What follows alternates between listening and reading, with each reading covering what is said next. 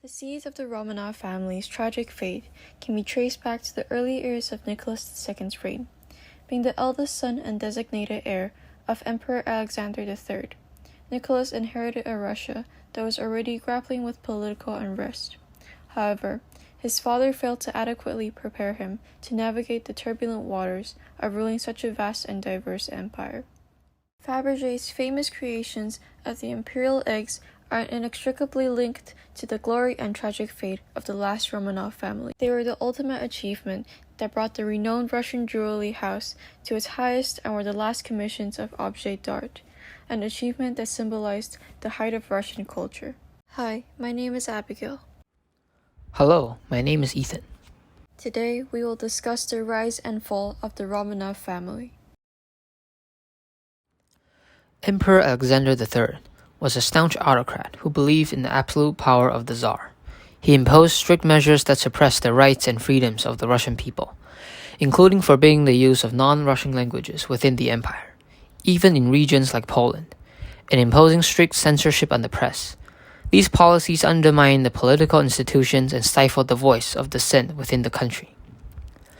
When Nicholas II ascended to the throne, he inherited his father's autocrat tendencies and continued to rule with an iron fist. However, as the pressures and challenges facing Russia grew, the Russian people gradually turned against Nicholas II due to a series of unpopular decisions. And the biggest mistake of all was in 1914, when Russia was drawn into World War I but was unprepared for the scale and magnitude of the fighting. Nicholas's subjects were horrified by the number of casualties the country sustained. Russia had the largest number of deaths in the war, over 1.8 million military deaths, and about 1.5 civilian deaths. The war eroded whatever semblance of control Nicholas still had over the country. Without men at home to farm, the food system collapsed, and the transportation system fell apart, and the people began to riot. At first, Nicholas refused to abdicate, but in March 1917, he stepped down. The Romanovs' new lives were dramatically different from the ones they used to have. The opulent life that they lived in the Winter Palace in St. Petersburg. Both Nicholas and Empress Alexandra were in denial and refused to give up hope that they'd be saved. Instead, they were shuffled from house to house. Finally, they were imprisoned in a home that the Bolsheviks called the House of Special Purpose. Late at night on July 17, 1918, the Romanov family was awoken and told to get ready for another move. Still hoping to escape, the women packed up their things and put on clothing into which they had sewn precious jewelry, religious icons, and a large amount of money. Then, to their shock and horror, their captors turned on them, opening fire and mercilessly ending the lives of Nicholas and Alexandra.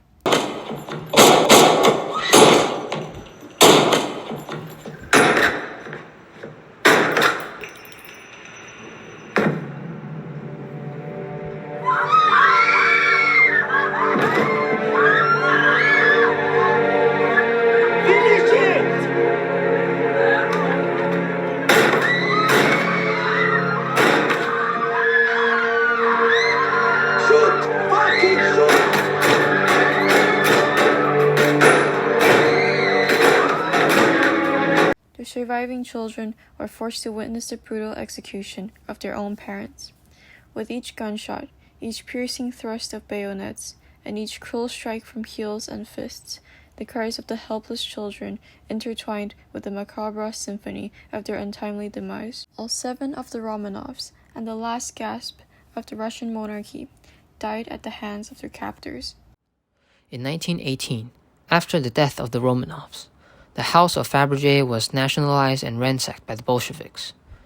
Fabergé is known as the most revered name in jewelry, ever since Peter Carl Fabergé became the official goldsmith to the Russian imperial court, creating exquisite pieces of jewels and objects, one of which being the legendary series of lavish and ingenious imperial Easter eggs, a symbol of opulence. The celebrated series of more than 50 imperial Easter eggs was created for the Russian imperial family from 1885 to 1916, led by Vladimir Lenin of the Russian Social Democratic Workers' Party. Fabergé and members of his family left Russia on what was to be the last diplomatic train to Riga, not realizing that they would never be able to return to their beloved Russia again. According to author Giza von Habsburg, when Fabergé saw that all was lost, all the members of the imperial family on Russia's soil has been murdered, he decided that it was it.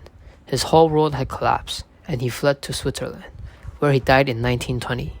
The series began in 1885 when Emperor Alexander III, through the intermediary of his uncle, Grand Duke Vladimir, commissioned an Easter egg as a present for his wife, Empress Maria Feodorovna, in celebration of Easter. As Eastern Orthodox Christians, Easter is viewed as the most important day of the year, a day in celebration of Christ's resurrection. Accounting for a total of more than 50 eggs, the reign of Emperor Alexander III produced 10 eggs from 1885 to 1893, and 40 more were created during the rule of his son, Nicholas II. The first egg was created to take the Tsarina's mind off of her worries for the upcoming Easter of 1885, amid terrorist attempts that threatened the imperial family's lives. The egg was inspired by one the Tsarina recognized from her youth as Princess of Denmark's royal court, the 18th century Saxon royal egg.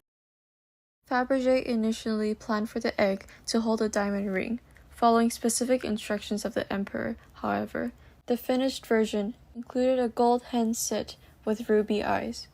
Like a Russian doll, the tail feathers opened to two more presents, a gold and diamond replica of the imperial crown and a ruby pendant.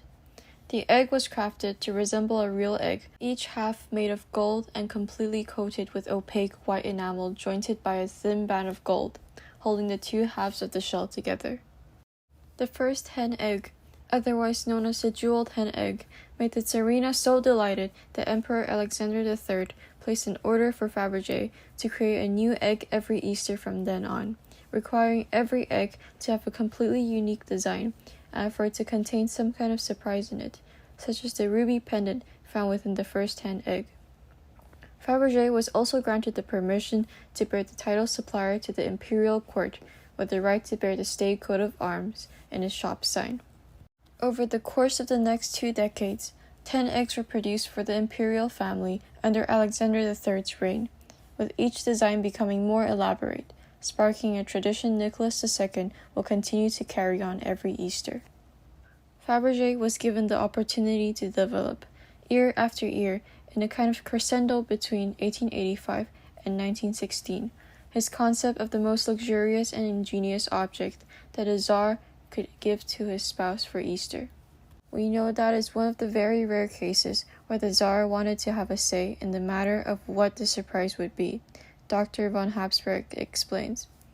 After that, Fabergé was really given carte blanche to create whatever he wanted, but it all had to have some bearing on the family itself.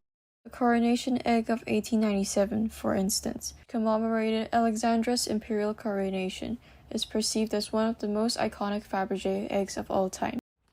After Alexander III's death in 1894, his son, Nicholas II, presenting a Fabergé egg to both his wife, Alexandra Fedorovna, and his mother, the Dowager Empress Maria Fedorovna. Records have shown that of the 50 imperial Easter eggs, 20 were given to the former and 30 to the later, except for the years 1904 and 1905. Due to the Russo-Japanese War, an egg was made every year. Notable imperial eggs were the winter egg, 1913, which was the most expensive, boasting roughly 3,000 diamonds with ice crystals engraved on the shell. Inside was a floral bouquet, representing spring. The blue serpent clock, 1895, featured a rotating dial that wrapped around the top of the egg. The head of a serpent pointed to the hour. The orange tree, 1911, also called bay tree, one of the larger pieces, had an egg that was more than 10 inches, 25 centimeters tall. Nephrite and various gems were used to create the leaves, flowers, and berries of the tree, while the trunk stood in a white onyx box, adorned with a golden trellis. An automaton songbird rose from the treetop when a button, in the form of a jeweled fruit, was pushed. The popularity of the extravagant gifts spread well beyond the imperial family, and soon other wealthy families began commissioning their own eggs, with an estimation of 12 eggs crafted for wealthy clients. This soon began to represent a great wealth and luxury, and owning a Fabergé egg was considered a status symbol. Soon after the revolution, the Bolsheviks confiscated the contents of the Romanov palaces.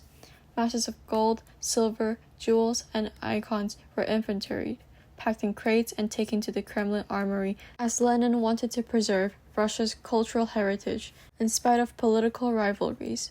In it, the Fabergé eggs were stored away in crates, unopened, guarded by the Kremlin staff.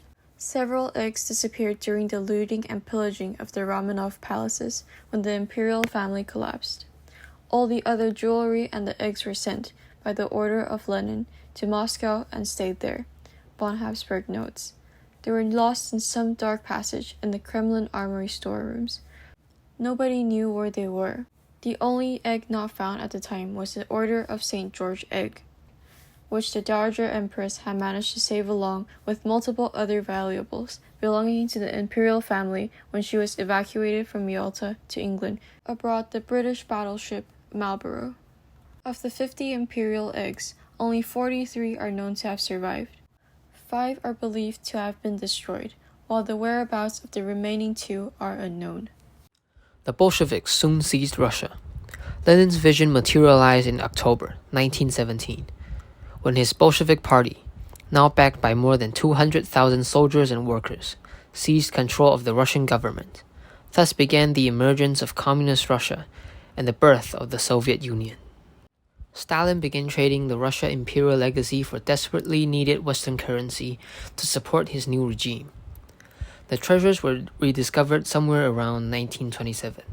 For the communists, there was the idea at the back of their minds that these things might actually be sold for the good of the new Bolshevik government to finance their new economic plans. So these things were taken out of safekeeping, appraised, and offered to the West. Just days after the Bolshevik Revolution, Lenin issued a series of decrees promising radical reform. His government promised to end Russia's involvement in World War I, secure peace with Germany, and bring all Russian soldiers home. The Bolsheviks set out fulfilling their promises. The old symbols and structures of Tsarist Russia, including noble titles, bureaucratic ranks, and government departments, were abolished, paving the birth of Socialist Russia